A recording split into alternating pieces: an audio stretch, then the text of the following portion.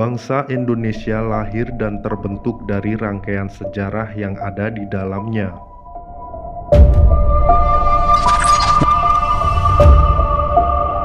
Seperti megahnya Candi Borobudur yang tak lepas dari kehebatan leluhur kita di masa lampau. Seperti apa yang pernah diucapkan oleh Bung Karno, agar kita mempelajari api sejarah dan jangan sekali-kali melupakan sejarah.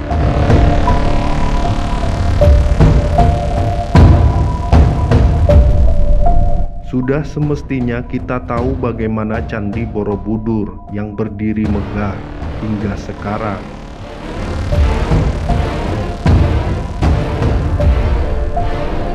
Candi Borobudur terletak di daerah Magelang, Jawa Tengah. Monumen ini merupakan model alam semesta yang dibangun sebagai tempat suci agama Buddha yang sekaligus berfungsi sebagai tempat ziarah untuk menuntun umat manusia beralih dari alam nafsu duniawi, pencerahan dan kebijaksanaan yang sesuai dalam konsep ajaran Buddha.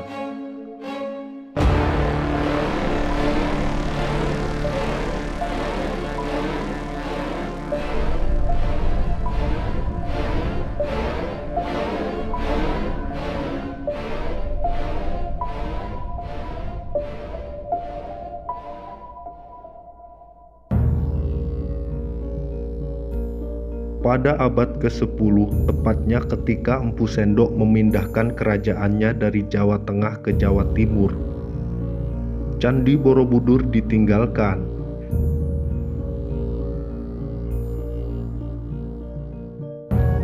Pada abad ke-10, tepatnya ketika Empu Sendok memindahkan kerajaannya dari Jawa Tengah ke Jawa Timur,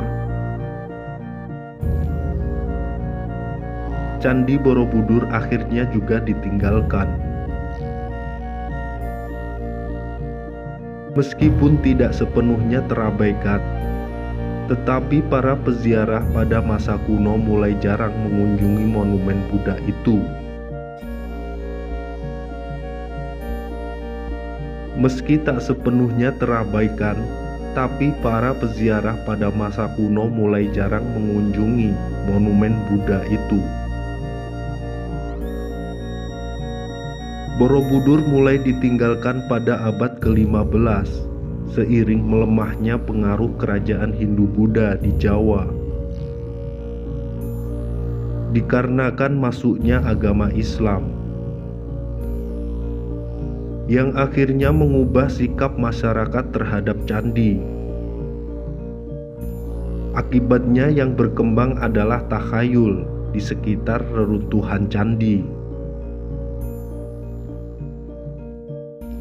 Borobudur yang mulai tertutup abu vulkanik dan pepohonan menjadi bukit yang strategis bagi pemberontak yang melarikan diri, seperti yang sudah dikisahkan di dalam kitab Babat Tanah Jawi. Klenik Jawa lainnya menganggap bahwa Borobudur adalah tempat yang angker. Hal tersebut dikisahkan pada kitab Babat Mataram, bahwa putra mahkota Kesultanan Yogyakarta mengunjungi Borobudur untuk membuktikan bahwa orang yang mendatangi 1000 arca akan mati. Dia lalu mendatangi kesatria yang terpenjara di dalam stupa berterawang.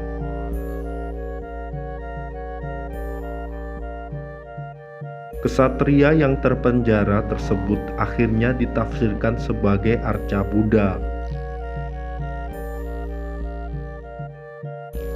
Setelah tidak ada pertanda kepulangan sang putra mahkota, akhirnya sang raja memerintahkan pasukan untuk membawa pulang anaknya, hidup atau mati.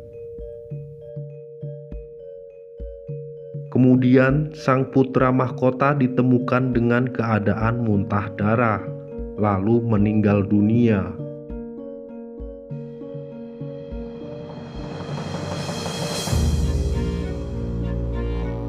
Keberadaan Candi Borobudur mulai terungkap lagi setelah seorang Tionghoa Tang Jingsing melaporkan keberadaannya kepada Letnan Gubernur Jenderal Thomas Stamford Raffles pada tahun 1812.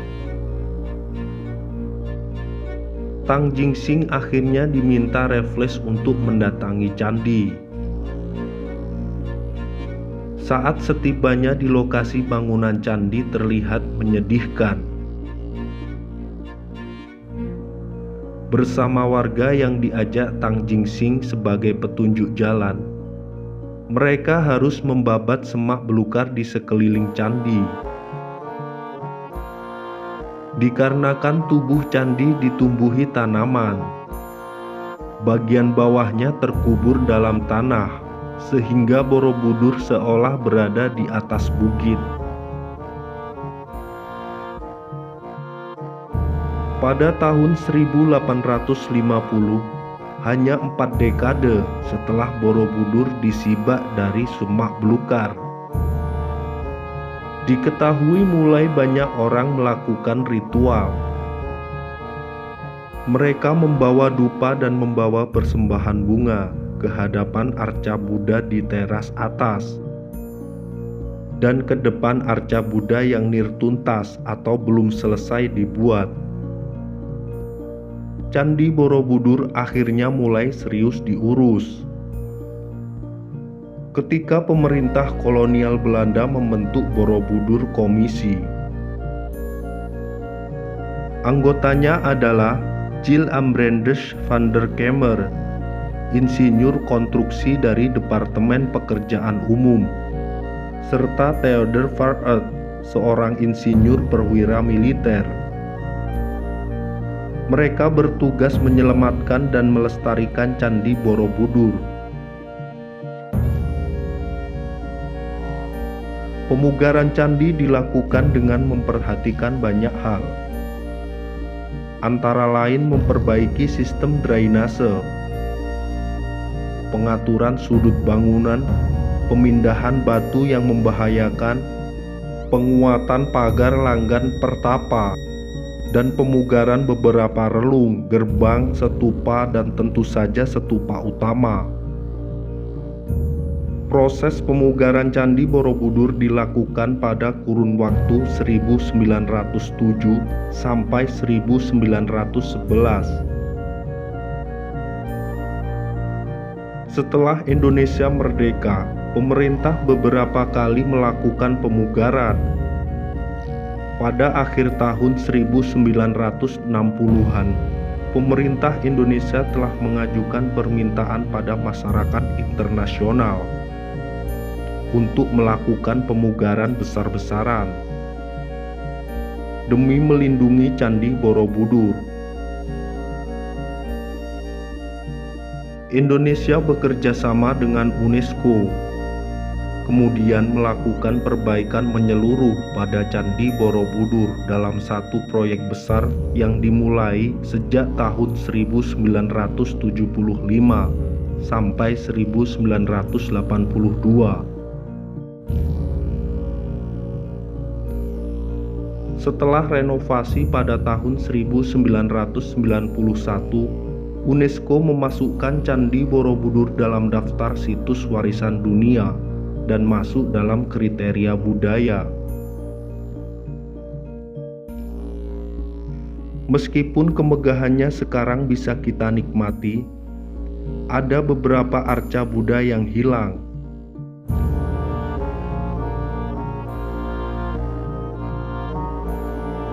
Dari 504 arca Buddha di Candi Borobudur, hanya 228 arca yang mempunyai kepala. Kepala arca Buddha tersebut diyakini telah hilang dicuri. Di manakah sebenarnya kepala arca tersebut? Tidaklah mudah untuk menemukan kepala arca yang telah hilang. Balai Konservasi Borobudur mengandalkan laporan dan temuan dari orang-orang.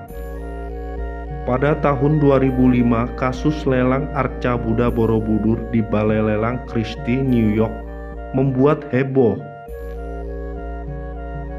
Sempat ada beberapa rumor arca tersebut adalah palsu. Namun pemerintah Indonesia tetap berupaya ajukan somasi. Akhirnya Balai Lelang Christie batal melelangnya. Laporan 2014 dari 247 arca Buddha tanpa kepala di Candi Borobudur. Balai Konservasi Candi Borobudur telah menyimpan 56 buah kepala arca Buddha. Sebanyak 191 masih menjadi misteri, entah di mana. Di Belanda, National Museum Volkenkunde diketahui mempunyai koleksi 14 kepala arca yang tersebar di 2 museum. Selain itu, Rijksmuseum diketahui mempunyai 1 koleksi. Di Inggris, British Museum dan Victoria and Albert Museum yang menyebut arca kepala Buddha dalam koleksinya.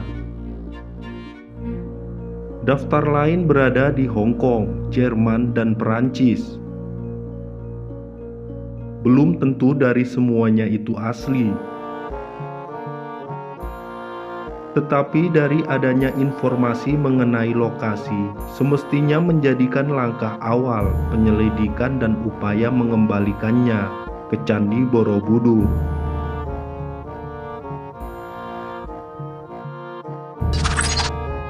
Di era modern, mengenai mitos keangkeran arca di dalam stupa yang membawa sial berangsur hilang.